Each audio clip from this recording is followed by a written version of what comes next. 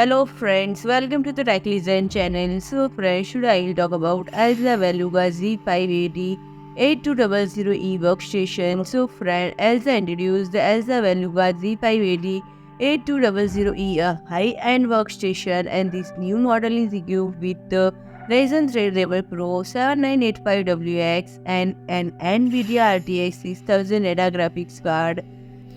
The workstation is priced at just over 28,000 USD dollar, and the workstation chipset is AMD TRX50, and it features DDR5 128GB memory and 4 storage. It includes 2 NVMe M.2 SSDs and each with 1 TB capacity and utilizing PCI Express 4.0 into 4 interface.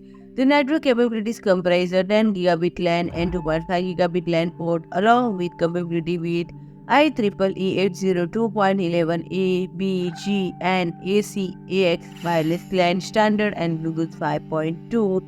And the power supply of this model is a 1600 watt unit with the platinum certification, and cooling is managed by two 180 mm fans at the front and one 140 mm fans at the rear.